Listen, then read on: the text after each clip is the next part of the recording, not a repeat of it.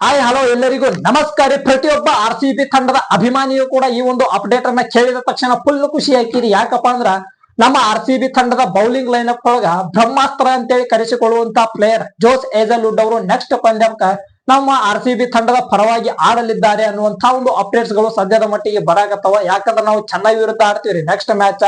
ನಾವು IPL ಒಳಗ ನಮ್ಮ RCB ತಂಡದ ಅಭಿಮಾನಿಗಳದ್ದು ಒಂದೇನ್ ರೂಲ್ಸ್ ಅಪ್ಪ ಅಂದ್ರ ಉಳಿದಂತ 8 ಟೀಮ್ಸ್ ಗಳ ವಿರುದ್ಧ ನೀವು ಮ್ಯಾಚ್ ಅನ್ನ ಸೋಲ್ರಿ ಅದನ್ನ ಸಹಿಸಿಕೊಳ್ಳುವಂತ ಶಕ್ತಿ ನಮಗೈತಿ.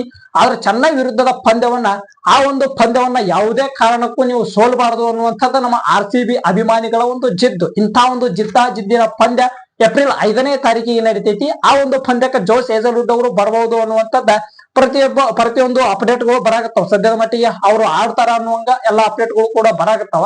ಇವರು ರಿಕವರಿ ಆಗಿ ಬರಾಕತ್ತಾರ ಅನ್ನುವಂಥದ್ದು ಒಂದ್ ಕಡೆಗೆ ನಮಗೆ ಖುಷಿ ಆಯ್ತಪ್ಪ ಅಂದ್ರ, ಇನ್ನೊಂದು ಕಡೆಗೆ ಯಾವ ಪ್ಲೇಯರ್ಗೆ ನಾವು ಅವಕಾಶವನ್ನ ಮಾಡಿಕೊಡ್ಬೇಕು. ಮೊನ್ನೆ ಹೈದರಾಬಾದ್ ವಿರುದ್ಧ ಡಫಿ ಅವರು ಎಂಥ ಬೌಲಿಂಗ್ ಮಾಡಿದ್ದು. 4 ಓವರ್ ಒಳಗ 22 ರನ್ಸ್ ಗಳನ್ನ ಕೊಟ್ಟಾರ, 3 ವಿಕೆಟ್ಸ್ ಗಳನ್ನ ತೆಗೆದುಕೊಟ್ರ. ಅವ್ರದ್ದು ಕೂಡ ಅದ್ಭುತವಾದಂತಹ ಬೌಲಿಂಗ್. ಈಗ ಏನು ಜೋಸ್ ಹೇಜಲ್ವುಡ್ ಅವರು ಬಂದ ತಕ್ಷಣ ಅವ್ರಿಗೆ ಪ್ಲೇಯಿಂಗ್ ಲೆವೆಲ್ ಒಳಗ ಅವಕಾಶವನ್ನ ಮಾಡಿಕೊಡ್ಬೇಕು. ಏನು ಡಫಿ ಅವರು ಇಂದಿನ ಮ್ಯಾಚ್ ಒಳಗ ಚಲೋ ಬೌಲಿಂಗ್ ಮಾಡ್ಯಾರ ಅಂತೇಳಿ ಅವರಿಗೆ ಮುಂದುವರಿಸಬೇಕು ಅನ್ನುವಂಥದ್ದು ನಮಗೆ ಗೊತ್ತಾಗಂಗಿಲ್ಲ. ಅಂತ ಒಂದು 2 ಪ್ಲೇಯರ್ಸ್ ಗಳು ಅದ್ಭುತವಾಗಿರುವಂತಹ ಪ್ಲೇಯರ್ಸ್ ಗಳು ಕೂಡ ನೆಕ್ಸ್ಟ್ ಮ್ಯಾಚ್ ಗೆ ರೆಡಿ ಇರ್ತಾವ. ನಿಮ್ಮದು ಯಾವ ಪ್ಲೇಯರ್ ಆಯ್ಕೆ ಅನ್ನುವಂಥದ್ದನ್ನ ಕಮೆಂಟ್ ಬಾಕ್ಸ್ ಒಳಗೆ ಕಮೆಂಟ್ ಮಾಡಿ.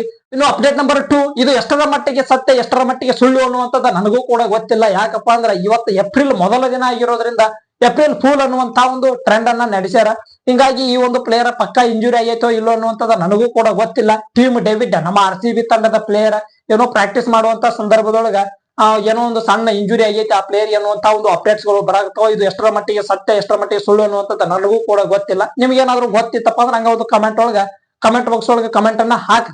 ಇನ್ನು ವಿರಾಟ್ ಕೊಹ್ಲಿ ಅವರ ಬಗ್ಗೆನೂ ಕೂಡ ಅಪ್ಡೇಟ್ ಅನ್ನ ನೋಡಿರ್ತೀರಿ, ಪ್ಲೇಯರ್ ಇಂಜುರಿ ಐತಿ ಅಂತೇಳಿ. ಅದಾದ ಮೇಲೆ ಏಪ್ರಿಲ್ ಫೂಲ್ ಅಂತೇಳಿ ಒಂದು ಸಣ್ಣದಾಗಿ ಕೆಳಗಡೆ ಬರೆದ ಹಾಕಿದ್ರು. ಅವ್ರದ್ದು ಸುಮ್ಮ ಏಪ್ರಿಲ್ ಫೂಲ್ ಮಾಡಬೇಕಂತೇಳಿ ಅದನ್ನ ಅಪ್ಡೇಟ್ ಅನ್ನ ಕೊಟ್ಟಿದ್ರು. ಆ ಪ್ಲೇಯರ್ ಯಾವುದೇ ಕಾರಣಕ್ಕೂ ಇಂಜುರಿ ಆಗಿಲ್ಲ. ವಿರಾಟ್ ಕೊಹ್ಲಿ ಅವರು 100% ಫಿಟ್ ಅದಾರ.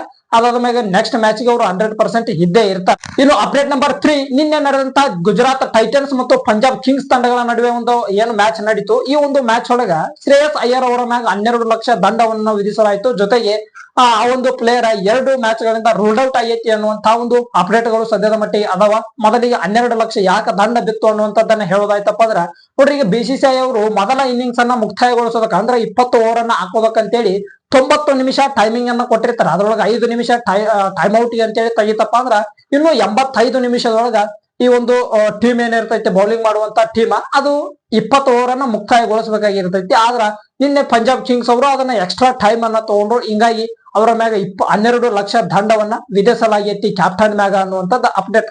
ಇನ್ನು 2ನೇ ಅಪ್ಡೇಟ್ ಇವರ ಬಗ್ಗೆ ಏನಪ್ಪಾ ಅಂದ್ರ, ನಿನ್ನೆ ಒಂದು ಅದ ಮ್ಯಾಚ್ ಒಳಗ ನೋಡಿರ್ತೀರಿ, ಬ್ಯಾಟಿಂಗ್ ಮಾಡುವಂತ ಸಮಯದೊಳಗ ಕೂಪರ್ ಕನೋಲಿ ಮತ್ತೆ ಈ ಶ್ರೇಯಸ್ ಅಯ್ಯರ್ ಅವರು ಜೊತೆಗೂಡಿ ಬ್ಯಾಟಿಂಗ್ ಅನ್ನ ಆಡಾಕತ್ತಿರ್ತಾರ.